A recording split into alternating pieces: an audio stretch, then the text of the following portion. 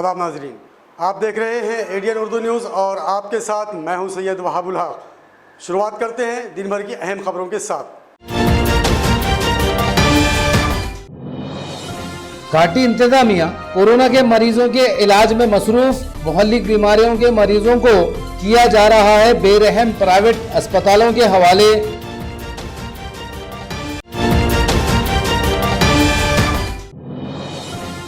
Corona वबा से गाफिल शहरियान को बेदार करने के लिए मैदान में उतरे शहर पुलिस कमिश्नर चिरंजीव प्रसाद।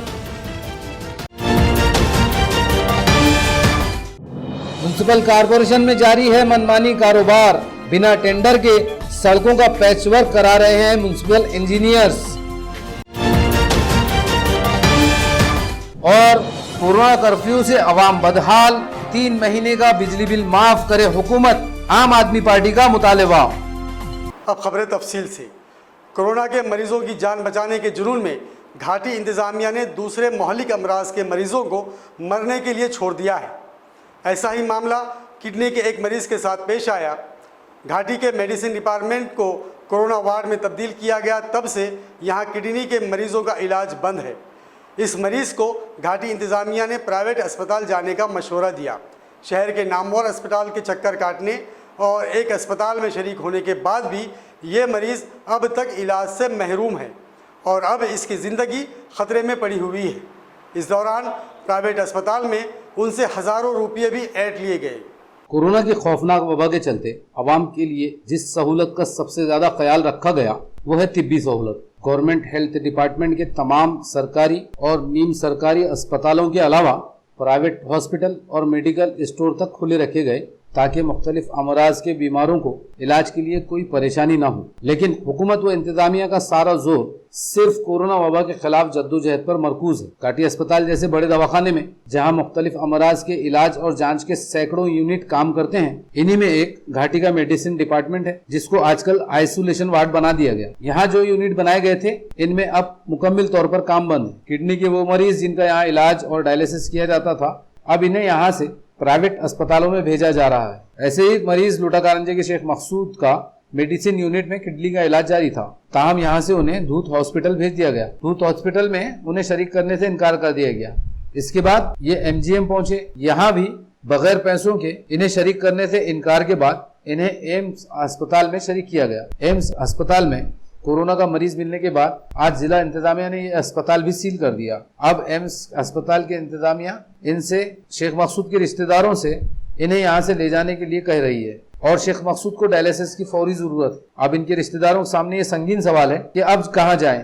मरीज की हालत तशवीशनाक है। आईसीयू ना होने का बहाना करके कोई अस्पताल उन्हें शरीक करने के लिए तैयार नहीं और जो अस्पताल शरीक करने पर राजी हैं वो इनसे हजारों रुपये एडवांस में जमा करने का मुतालबा कर रहे हैं। घाटी इंतजामिया आजकल सिर्फ कोरोना के मरीज के इलाजों में मसरूफ है, जबकि दूसरी मोहल्लिक बीमारियों के मरीजों को मरने के लिए छोड़ दिया गया। मकसूद जैसे कई मरीज हैं जिन्हें इलाज की फौरी जरूरत है, लेकिन घाटी अस्पताल से उन्हें प्राइवेट अस्पताल भेजा जा रहा है और प्राइवेट अस्पतालों में ऐसे मरीजों से खुलेआम लूट मार की जा रही है। जिला इंतजामिया और हुकूमत को चाहिए कि वो ऐसे संगीन मामलात पर तवज्जो देकर तमाम मरीजों के इलाज के इंतजामात बेहतर बनाए ताकि ऐसे मरीजों को वक्त पर इलाज मिल सके। मेरा नाम शेख मतीन है। मेरे वालिद साहब का नाम शेख मकसूद है।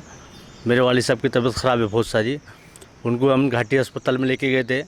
उन्होंने 2 दिन रखे वहाँ पर। 2 दिन के बाद बोले यहाँ डायलिसिस नहीं हो रहा, बोले हम दूध हॉस्पिटल में बोले बात करें, बोले वहाँ लेके चल जाओ। बोले वहाँ गए हम, वो लोगों ने बोले हमारे से कोई बात नहीं हुई, हमको कोई यहाँ पर डायलिसिस नहीं कर रहे बोले। फिर वहाँ से गए हम एमजीएम वालों ने भी नहीं लिए। उन्होंने 50,000 रुपये डिपॉजिट रखो बोले वहाँ पर। इतने पैसे थे नहीं हमारे पास, फिर गुंजाइश नहीं है हमारे पास ऐसी कुछ। फिर एम्स के अंदर गए। एम्स के अंदर भी उन्होंने डिपॉजिट रखो बोले 17,000 रुपये मेडिसिन वगैरह। अभी तक पूरा 50 से 55,000 रुपये खर्चा आ गया। आज उनके पास जो है कोई कोरोना का पेशेंट निकला तो उन्होंने लॉक कर दिया पूरा हॉस्पिटल। उसके बाद वो बोल रहे आपका पेशेंट लेके चल जाओ। अब यहाँ से कल जाना, कोई हॉस्पिटल वाले ले रहे नहीं। हम बहुत परेशान। एक डायलिसिस कल हुआ, अभी और डायलिसिस करना है। अब वो लेके चल जाओ, कोई हॉस्पिटल वाला ले रहा नहीं है अभी। अब इसके आगे क्या करना हमने फिर। हम बहुत सारे जनों को बोले, हॉस्पिटलों में फ़ोन लगा के बात करते, आईसीयू नहीं है बोल रहे हमारे पास। और एम्स वाले बोल रहे हैं यहाँ से पहले डिस्चार्ज कर लो, पहले लेके चल जाओ बोल रहे हो। बिल वगैरह सब बना के रेडी कर रखे लेके चल जाओ बोले यहाँ से। अब कहाँ लेके जाना हमने। कोरोना कर्फ्यू में राहत मिलने के बाद अब शहर पर जारी जमूद टूटता नज़र आ रहा है। सड़कों और बाज़ारों में गहमा गहमी नज़र आ रही है और लोग अब खौफनाक वबा से बेखौफ नज़र आ रहे हैं। इन हालात को देखते हुए आज पुलिस कमिश्नर चिरंजीव प्रसाद खुद शहर की सड़कों पर उतरे। रिहायशी इलाकों और बाज़ारों में उन्होंने बज़ाते खुद शहरियान और दुकानदारों से मुलाकात की और उन्हें खबरदार किया कि अभी इस खौफनाक वबा का ख़तरा टला नहीं है, इसलिए कर्फ्यू में ढील मिलते ही बेफिक्र ना हो जाएं, बल्कि एहतियाती तदाबीर का सख्ती से एहतमाम करें। कोरोना कर्फ्यू के चौथे इंतहाई सख्त मरहले के बाद अब हुकूमत ने 5वें मरहले में अवाम की राहत के लिए मरहलावार पाबंदियां हटाने का ऐलान किया। कर्फ्यू में नरमी की आज से शुरुआत हुई। इस दौरान शहर में कोरोना वबा के ताल्लुक से अवाम को बेदार करने के लिए खुद पुलिस कमिश्नर चिरंजीव प्रसाद मैदान में उतरे। शहर के मुख्तलिफ रिहायशी और कारोबारी इलाकों में उन्होंने शहरियान से मुलाकातें की और जून के महीने में कोरोना से मुकाबले के लिए तमाम एहतियाती तदाबीर की मालूमात फराहम की। उन्होंने आवाम से कहा कि कर्फ्यू में नरमी का मतलब ये नहीं कि हम बेफिक्र हो जाएं। ये बहुत मुहल्लिक वबा है, इसलिए हम सोशल डिस्टेंस की पूरी पाबंदी करें, सैनिटाइजिंग का एहतमाम करें और कोई बीमार हो जाए तो उसकी फौरी तिब्बी जांच करवाएं। पुलिस कमिश्नर ने कहा कि अगर हमने इन 3 चीज़ों में ही पूरी एहतियात बरती तो हम इस खौफनाक वबा पर काबू पा सकते हैं। पुलिस कमिश्नर चिरंजीव प्रसाद के इस कदम की शहरियान और व्यापारियों में सताइश की जा रही है। या जूनच्या महिन्यामध्ये जर तुम्ही काळजी घेतली नाही तर आपल्याला कुठल्या कुठल्या प्रकारचा प्रॉब्लेम येऊ शकतो हे तुम्हाला समजावून सांगतो। एक तर रेट वाढेल बीमार पडण्याचा, ती आपल्याला जरा थांबून ठेवायचं आहे। समजा लॉकडाऊन जर बंद उघडलेला आहे तर फक्त तेच लोक बाहेर पडतील ज्यांना कमावणे आवश्यक आहे आणि ते जातील, काम करतील, मास्क घालतील आणि परत येतील। बाकीचे लोक घरात राहावे, त्याच्यासाठी कोणी लागेल? प्रत्येक घरामध्ये पोलीस जाऊ शकत नाही, म्हणून मी तुम्हाला सांगितलं की तुम्ही व्हॉलंटियर म्हणून समोर या। तुमच्या मोहल्ल्यामध्ये लोक घरी राहावे अननेसेसरी फक्त जून के महीने में। देखो प्रॉब्लम कैसे आएगा, जर समजा रोज 20-30 बीमार पड़ता है, बराबर आहेत ना, 10-12 दिवस राहत आहेत, मग काही अडचण नाही त्यामध्ये 20-30 मध्ये। ही संख्या जर वाढली, ठीक है ना जी सर, जैसे जैसे टाइम बीतेगा वैसे वैसे अच्छी दवाएं मार्केट में आएंगी और 4-5 महीने में हो सकता है वैक्सीन भी आ जाए। इसलिए ये जो 1-2 महीने का टाइम है अपने को अच्छे से संभाल के निकालना है। जैसे अब तक जितना हमने कष्ट सहा है, नहीं तो जो भी अपनी तकलीफ से सब पानी हो जाएगा। आप समझ गए? जिसको जो भी आर्थिक नुकसान अब तक हुआ है 2 महीने में, अगर 1 महीने थोड़ा संयम और रखिए। जिनको काम पे जाना है, काम खुला है, आप जाइए काम पे, कोई दिक्कत नहीं है, मगर इसके अलावे लोग घर से बाहर ना आए। गुज़िश्ता 3 दिनों से शहर में एक बार फिर कोरोना के मरीजों की तादाद तेज़ी से बढ़ने लगी है। आज 59 अफराद कोरोना से मुतासिर पाए गए। अब ये तादाद 1700 को पार कर चुकी है, जबकि आज सिविल हॉस्पिटल से 1-2 माह के शेरख्वार बच्चे समेत 9 अफराद को डिस्चार्ज किया गया। इस तरह अब ये तादाद बढ़कर 1094 हो चुकी है। इस तरह अब मुख्तलिफ अस्पतालों में कोरोना के 514 मरीजों का इलाज जारी है। गुज़िश्ता 3 दिनों से शहर में कोरोना के मरीजों की तादाद तेज़ी से बढ़ रही है। आज दोपहर तक शहर में फिर 59 अफराद कोरोना से मुतासिर पाए गए और ये तादाद बढ़कर अब 1708 हो गई।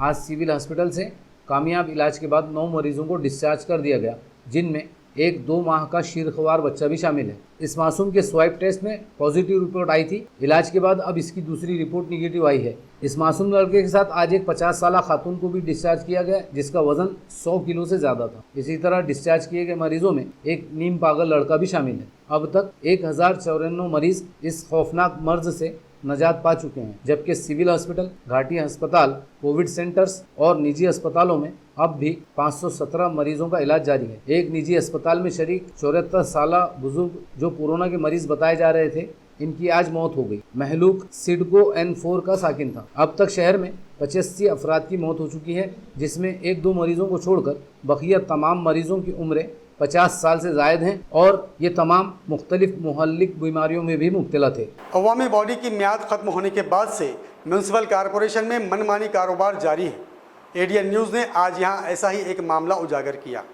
रेलवे स्टेशन ओवरब्रिज पर डिप्टी इंजीनियर परदेसी और सेक्शनल इंजीनियर पैच वर्क का मामूली काम करते नजर आए। पूछताछ करने पर यह इंकशाफ हुआ कि ना इस काम का टेंडर निकाला गया है और ना ही कारपोरेशन ने इस काम के लिए तारकोल खरीदा है। उसके साथ ही यहाँ डिप्टी इंजीनियर और सेक्शनल इंजीनियर की मौजूदगी ने मामले को इंतहाई मशकूक बनाया है। गुजरे महीने अप्रैल की 28 तारीख को कारपोरेशन की अवामी बॉडी की मियाद खत्म हुई। इसके फौरी बाद हुकूमत ने कारपोरेशन में एडमिनिस्ट्रेटर का तकर्रुर कर दिया। म्यूनसिपल एडमिनिस्ट्रेटर आस्तिक कुमार पांडे इन दिनों कोरोना के खिलाफ जद्दोजहद में मसरूफ़ हैं, जिसकी वजह से बेलगाम म्यूनसिपल अफसरान व मुलाजिमीन मनमानी पर उतर आए हैं। ऐसा ही एक मामला आज यहाँ रेलवे स्टेशन के ओवरब्रिज पर सामने आया, जहाँ कॉरपोरेशन के डिप्टी इंजीनियर परदेसी और सेक्शनल इंजीनियर नाना पाटिल की निगरानी में पैचवर्क का काम जारी है। एडीएन न्यूज़ की टीम ने जब इनसे पूछताछ की तो ये इंकशाफ हुआ कि इस काम का ना तो टेंडर निकाला गया और ना ही किसी ठेकेदार को ये काम दिया गया है। ये दोनों इंजीनियर किसी तारकोल कंपनी से लाखों रुपए का तारकोल बिना किसी हिसाब किताब के मंगवा कर काम करवा रहे हैं। आमतौर पर मौसम में बरसात से पहले सड़कों के गड्ढे बंद करने के लिए पैचवर्क का काम किया जाता है। इसके लिए टेंडर निकाला जाता है, लेकिन यहाँ आज सारा मामला ही उल्टा नजर आया। दोनों इंजीनियर जवाब देने के बजाय टाल मटोल करते नजर आए। इनके उल्टे सीधे जवाबात से ये पूरा मामला इंतहाई मशकूक नजर आता है। कहाँ पे पैचेज लगाया इससे पहले आप? इसका पूरे सिटी के अंदर कोई हमारे साइड से ना। लेकिन अभी तो आपके पैर में ना डामर काम के, ना शूज है, ना तो कुछ काम है, ही ना नहीं, सब कुछ। 6 महीने से मतलब ये साल में खाली अभी ये 2 गाड़ियां है अभी तक पूरा सीजन में, ये गाड़ियां 2 गाड़ियां। अभी ये महानगर पालिका का काम है ना, महानगर पालिका की तरफ से है ना ये काम।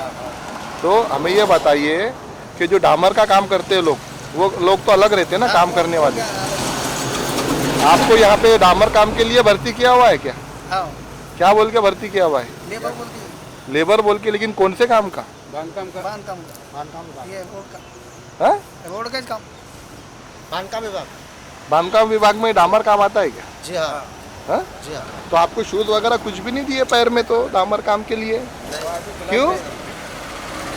अभी देखो, एक भी बंदे के पैर में डामर का काम जो करते हैं उस तरह का कुछ भी शूज नहीं है आपके पास, हैंड ग्लोव्स भी नहीं है, तो आप कैसे काम कर रहे थे? ये काम ही नहीं था सब, अभी 2 दिन से आया खाली काम। करा नहीं है, माल आपको आप आ रहा है, तो पैसे जाएंगे बस। पैसा जाएगा किसको?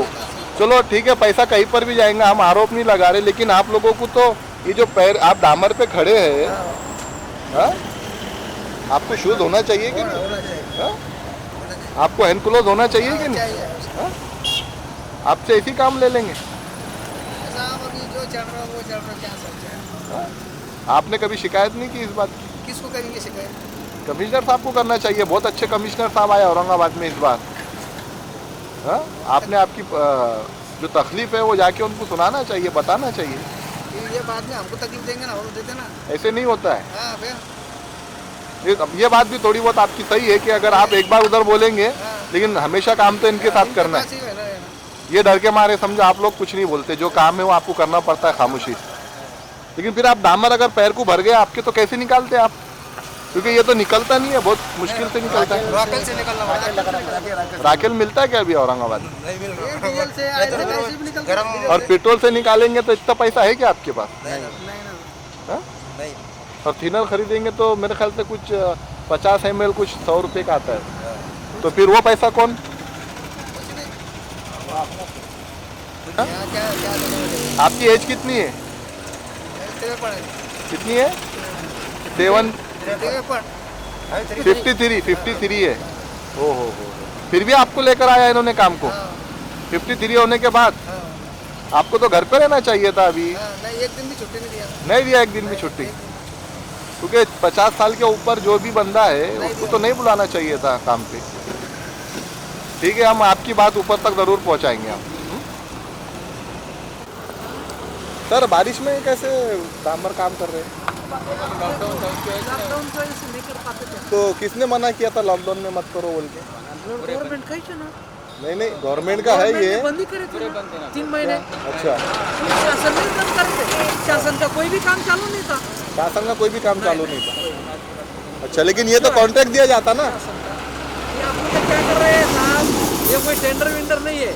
ओ भाई दे हमको एक गाड़ी, ओ भाई दे हमको एक गाड़ी, हाँ उससे चला रहा अच्छा, है। ये फ्री फंड में काम हो रहा फंड में हो ऐसा ले रहे हैं। महानगर पालिका की तरफ। एस्टिमेट नहीं कुछ। ठीक है सर, ये जो अभी रोड के ऊपर आप पैच लगा रहे, हाँ, तो सर ये किसके आदेश पे हो रहा सर काम? ये हमारा ये क्या बोलते हैं उसको जो गड्ढे पड़े थे लोगों की कंप्लेंट थी ना, बहुत सारे लोगों की। मेरे को एक्सेप्ट है सर, लोगों की कंप्लेंट किसके आदेश पे काम हो रहा है? इनके आदेश पर तो लोगों की कंप्लेंट थी, इसलिए हम कर महापालिका करके रही ना। कौन से अधिकारी ने आपको आदेश दिया कि ये काम अभी करना है बोले? अभी करना है ऐसा नहीं, ऐसा आदेश वगैरह नहीं, हमारे साहब है, बड़े साहब है, आप जवाब तो दे दो। हमारे बड़े साहब है, उन्होंने रिप्लाई करेंगे। मैं सिर्फ आपको ये पूछ रहा, आप यहाँ पे काम कर रहे हैं तो किसके आदेश पे काम कर रहे हैं? बड़े साहब है, ये बड़े साहब है। उन्होंने बता रहे कि आप बड़े साहब है, नहीं। आप बता रहे उन्होंने बड़े साहब नहीं, है। नहीं, ऐसा बड़े साहब बुलाओ साहब है ना, उनको, मतलब बुलाओ ना साहब है ना। बुलाओ ना। सर किसके आदेश पे ये काम हो रहा? अभी आपने थोड़ी देर पहले बोला कि इनो बड़े साहब है और अभी इनो बता रहे कि आप बड़े साहब है। कौन है बड़े साहब दोनों में? मुझे ये जानना है सिर्फ कि अभी ये जो काम हो रहा किसके आदेश पे हो रहा? ये हमारे बड़े अधिकारी नाम आयुक्त बोलिए। साहब ने बुलाए, किसने बोला? आयुक्त साहब ने बुलाए, तो सब थोड़ा अच्छा जी अभी हमें ये बताइए कि अभी आप लॉकडाउन का बहाना कर रहे हैं, लेकिन लॉकडाउन में तो सर सुबह 7 से 2 बजे तक के कंटिन्यू चालू रखा था गवर्नमेंट ने, फिर आपने बारिश के पहले काम क्यों नहीं किया ये? बंद था पूरा, हाँ? 2-2.5 महीने से बंद था, पूरा बंद था, 2.5 महीने से बंद था, और कंस्ट्रक्शन बंद थे। और अभी हम यहाँ पे पानी कर रहे हैं रोड पे, तो सही तरीके से भी पैच नहीं लग रहा सर इसमें। कर रहे हैं ना अपन, क्या है देखो लेवल पर आप नहीं, हमने उधर जहाँ पे आप पैच मार के आगे बढ़ गए। आज ही चालू करा ना। जी आपका पूरा नाम बताइए सर और पोस्ट बताइए। परदेशी पोस्ट वो अभियंता हूँ, डेप्यूटी इंजीनियर, हरीश शाह का अभियंता है नाम। आप सर मैं सेक्शनल इंजीनियर, नाम आपका? नाना पाटिल। ये पाटिल साहब है ना महानगर पालिका। अब वक्त हो चला है मुख्तसर वक्फे का, खबरें अभी और भी है, देखते रहिए एडीएन उर्दू न्यूज़।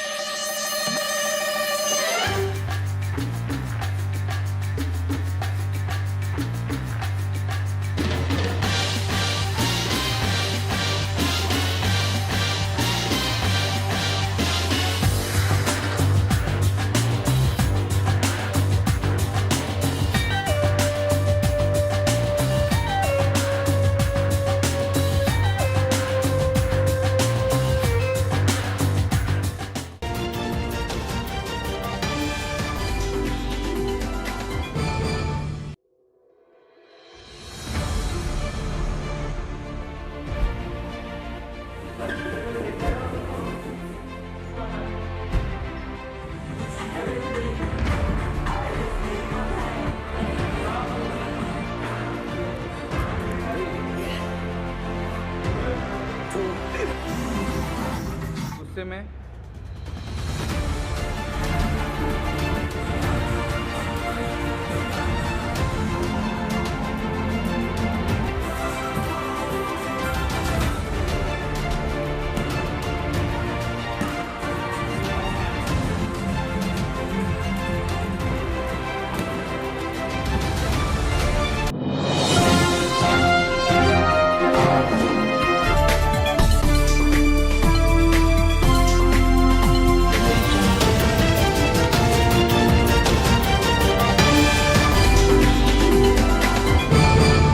नाजरीन, वक्फे के बाद आप सभी का दोबारा खैर मकदम है।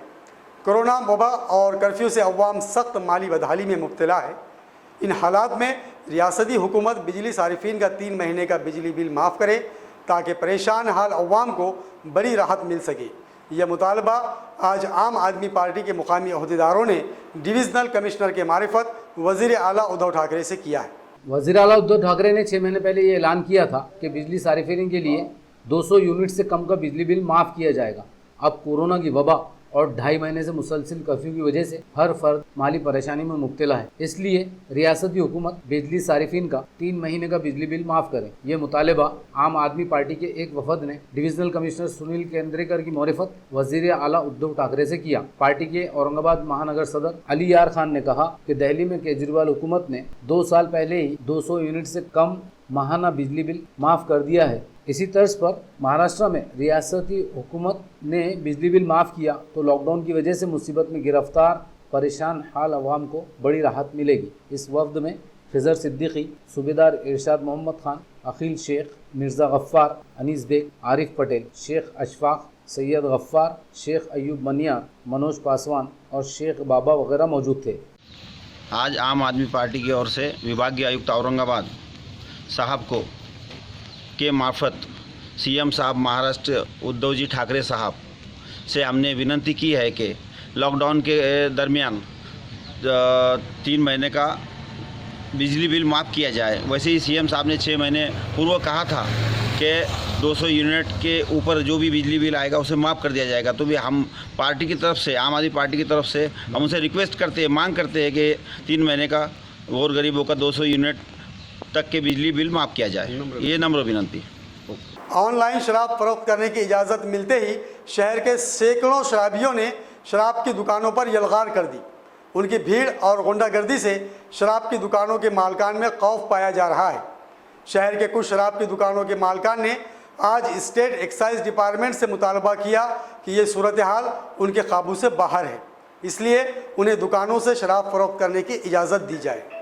कोरोना कर्फ्यू पर काबू पाने के लिए हुकूमत ने लॉकडाउन किया। तमाम कारोबार की तरह मुल्की और गैर मुल्की शराब की दुकानें, रेस्टोरेंट और बियर बार पर भी ताले लगा दिए गए। चौथा मरहला ख़त्म होते ही हुकूमत ने म्युनिसिपल कॉरपोरेशन की हुदूद में ऑनलाइन शराब फरोख्त करने की इजाज़त दे दी। 72 दिनों बाद शहर में शराब की दुकानों के कुफल खोले गए।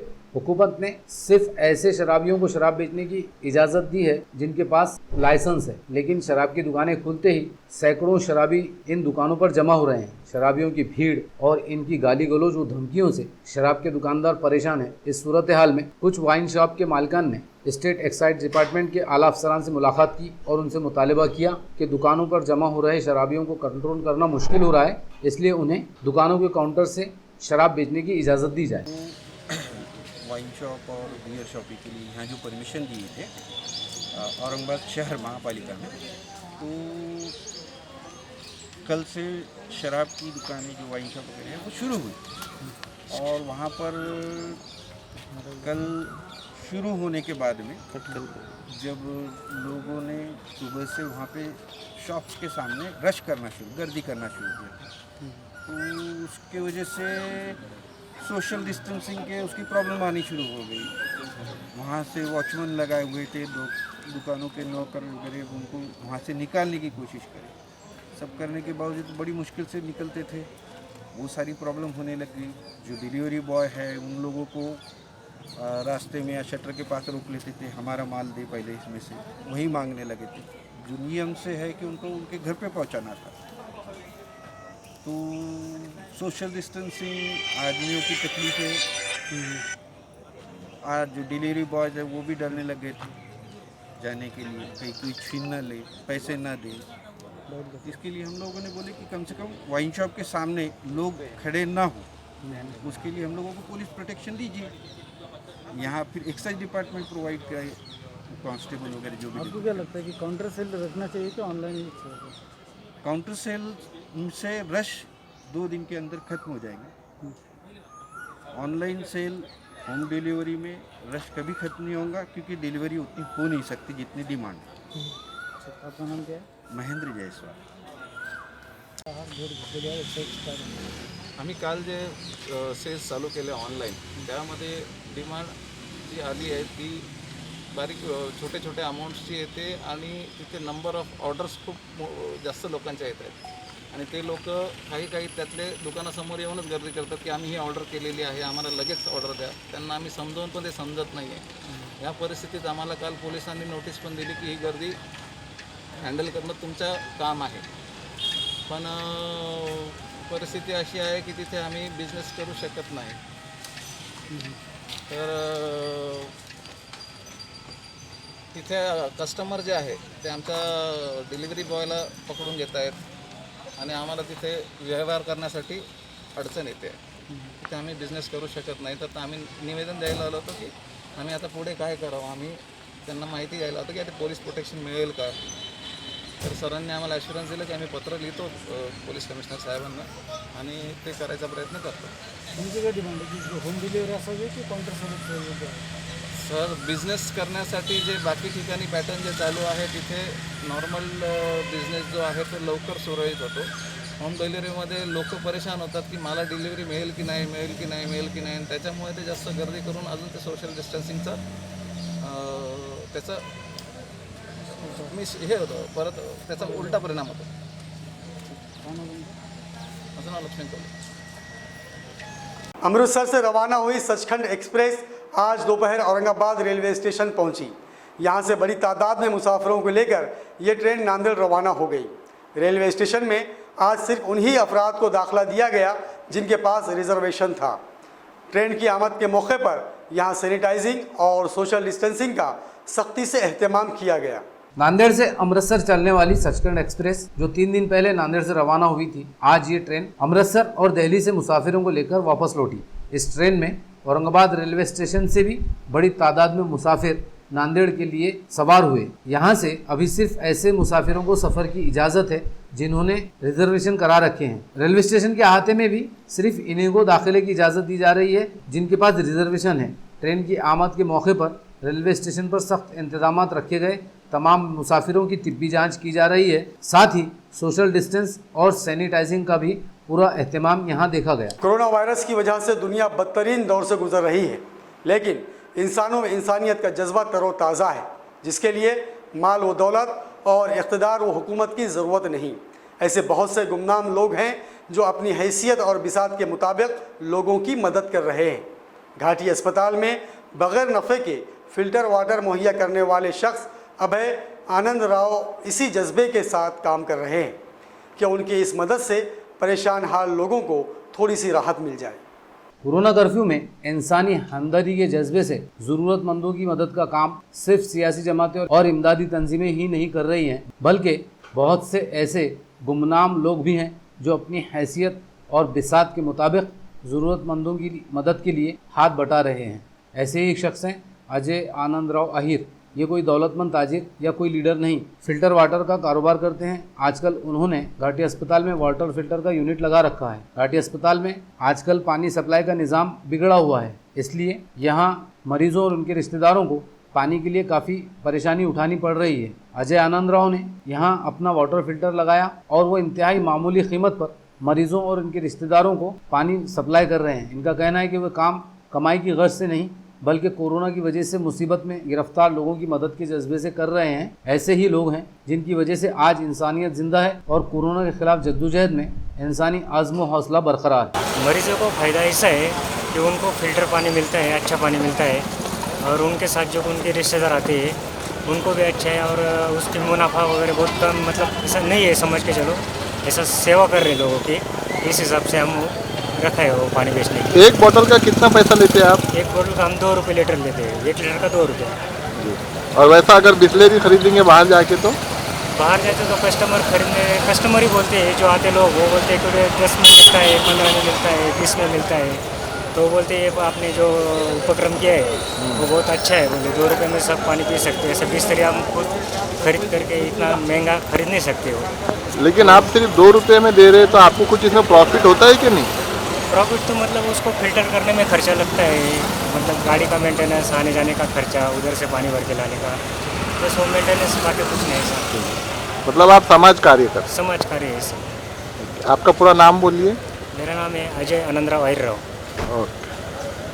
खबरों के सिलसिले को ख़त्म करने से पहले आइए डालते हैं फिर से एक नज़र दिन भर की अहम खबरों पर। घाटी इंतजामिया कोरोना के मरीजों के इलाज में मसरूफ। मुहल्लिक बीमारियों के मरीजों को किया जा रहा है बेरहम प्राइवेट अस्पतालों के हवाले।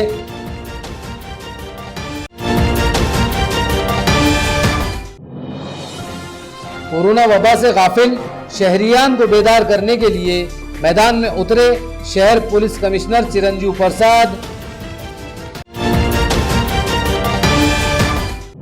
म्युनिसिपल कॉरपोरेशन में जारी है मनमानी कारोबार। बिना टेंडर के सड़कों का पैचवर्क करा रहे हैं म्युनिसिपल इंजीनियर्स। और कोरोना कर्फ्यू से अवाम बदहाल, 3 महीने का बिजली बिल माफ करे हुकूमत, आम आदमी पार्टी का मुतालबा। नाजरीन, ये थी आज की खबरें। कल फिर मुलाकात होगी नए खबरों के साथ। तब तक अपना ख्याल रखिए और देखते रहिए ADN उर्दू न्यूज़, आवाज़ हर दिल की।